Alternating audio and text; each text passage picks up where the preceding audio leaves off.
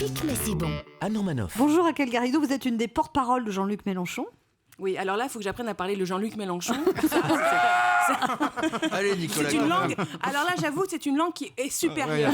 C'est supérieur parce qu'il y a des mots que je comprends pas.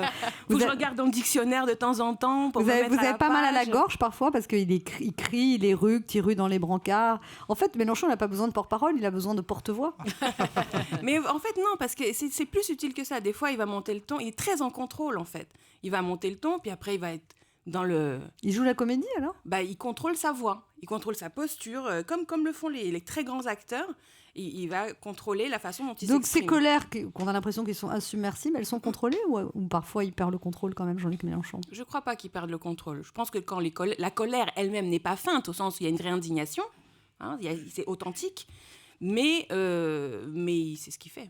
Alors porte-parole, c'est porter la parole, et la parole de Jean-Luc Mélenchon, ça pèse lourd, non ? Oui, Ça doit être un boulot à plein temps, week-end, vacances, jours fériés. vrai. Et puis, advocatum, qui est le nom de mon métier, ça veut dire aussi la voix de porter la voix. Avocate ? Ouais, ça veut dire porter la voix, en fait. Est-ce que C'est vous... ça. Donc, de tout point de vue... Léa, on a dit que tu ne chantais plus. Pardon. Est-ce que vous faites aussi des longues vidéos comme Jean-Luc Mélenchon ? Vous savez, celles qu'on est obligé de faire le pont pour pouvoir les regarder. Non. Mais j'y viendrai. Ça aussi, ça fait partie des choses. Si il y a 50 ans, t'as pas fait ta chaîne YouTube, ça m'a pas.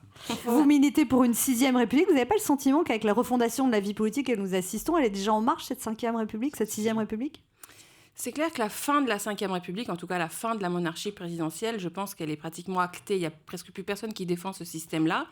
Et du coup, ça génère de la tension parce que s'il n'y a pas de règles suprêmes auxquelles on adhère tous, on rentre dans une zone de tension, de conflit, d'incertitude. Donc, il faut la faire, cette 6e République. Or, là, Emmanuel Macron, il a dit qu'il était pour la monarchie présidentielle, dans le sens où il est pour concentrer beaucoup de pouvoir à l'Élysée, avoir des droits qui ne sont que ceux de l'Élysée et qui n'ont pas de contrepartie au Parlement. Bon, je ne vais pas être trop technique, mais en gros, la répartition du pouvoir entre président, Parlement et peuple va rester inchangée sous Macron. Mais, Macron, c'est un peu la 5e ennemie République.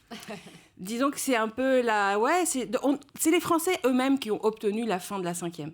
Et par une question phare qui, à mon avis, est... il n'y aura pas de retour en arrière là-dessus, c'est la question de l'éthique en politique. L'affaire Fillon, en fait, n'était pas un à côté de la présidentielle, comme beaucoup de personnes l'ont dit.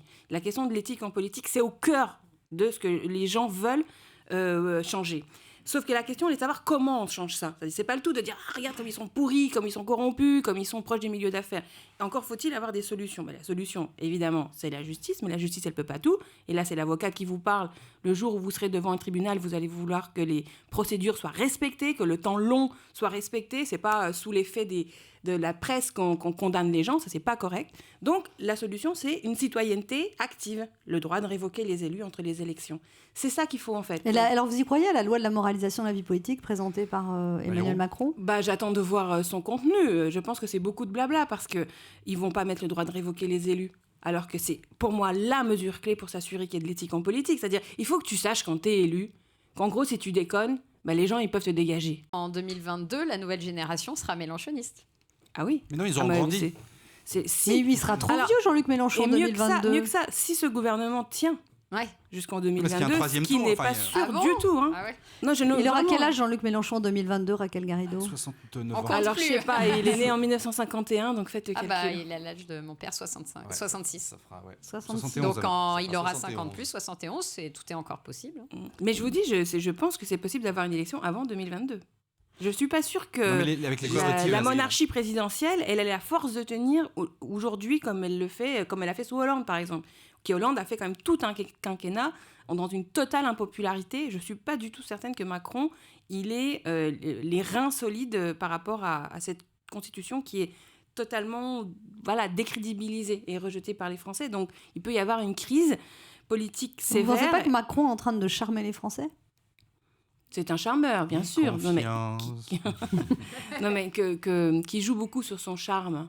C'est une réalité. Oui, puis ce serait dommage de ne pas en user. Oui, enfin, de toute façon, il n'y peut rien. On est avec sa gueule.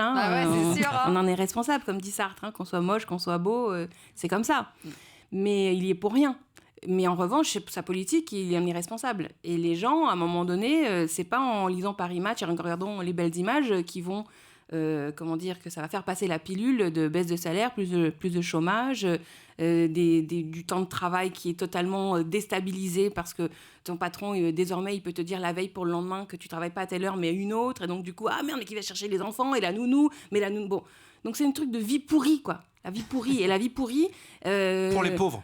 Ouais, pour les sûr. travailleurs, Oui. pour les travailleurs. Et donc, du coup, ça, c'est pas sûr que la pilule, elle passe juste en regardant les belles images du président. Pendant cette campagne, j'imagine que vous avez dû mettre en sourdine votre carrière d'avocate, Raquel Garrido. Ah oui, j'ai pris 0 à faire. 0 à faire pendant 6 mois, 1 an, combien de temps? Pas d'argent. Walou. Pendant plus de 6 mois, ouais. Pendant plus de 6 mois, j'ai pas pris de nouvelles affaires du tout. Et là, vous avez plus de clients, du coup Eh ben, j'ai des vieilles affaires qui suivent parce que le temps de la justice, elle est longue, donc ce qui fait qu'il y a des choses qui ne s'atteignent pas tout de suite. Mais effectivement, là, il faut que je reprenne un peu à zéro, comme un nouvel avocat qui arrive sur le marché. Anne a toujours des trucs. T'as pas besoin d'un avocat, Anne. La candidature de Jean-Luc Mélenchon à Marseille, c'est un parachutage ou une plongée en immersion, Raquel Garrido? C'est la démocratie. Vous avez 40% des Marseillais de cette circonscription qui ont voté Mélenchon au premier tour. Donc la question est, par qui vont être représentés les insoumis marseillais ? Par un insoumis, on est d'accord. Ce qui ne serait pas démocratique, c'est que ces insoumis-là soient représentés par des notables locaux qui, à la dernière seconde, disent « Non, mais la politique nationale, ça n'a rien à voir avec la politique locale. » Et d'ailleurs, ça, c'est pas démocratique. Et pourquoi vous ne vous présentez pas, vous, Raquel Garrido? Parce que moi, j'avais prévu la victoire, et en cas de victoire, j'avais prévu d'être membre de l'Assemblée constituante. Et d'être ministre? Non, je voulais être membre de l'Assemblée constituante. Vraiment, c'est ça mon objectif. Donc, parce que je rappelle qu'on avait dit que les personnes qui allaient à l'Assemblée constituante ne pouvaient pas avoir été élues dans la Ve République. Il y avait des inéligibilités pour pas que les gens de la Ve République viennent faire une Sixième République à leur image. Donc, il fallait opter. Moi, j'avais opté pour l'Assemblée constituante. Bon, on a perdu. Ce qui fait que si j'avais voulu être candidate, il aurait fallu que je dégage quelqu'un dans une circonscription pour m'y mettre. En disant... Toi, tu n'es pas médiatique comme moi, tu n'es pas Raquel Garrido, la porte-parole, dégage. Va faire Anne Roumanoff, après on en reparle. Voilà, c'est ça. Non, j'ai pas voulu faire ça. Et je préfère Du coup, là, rester... vous avez plus de boulot, vous avez plus de postes, vous n'êtes pas député, vous n'êtes pas élu. Et vos enfants sont délaissés depuis 6 mois. Merci en fait. Jean-Luc. Merci. Si Jean-Luc Mélenchon pouvait insulter quelqu'un, que ça donne du travail à Raquel Garrido. En tout cas, bienvenue dans cette émission, Raquel Garrido. Merci à vous. Europe 1, ça pique, mais c'est bon.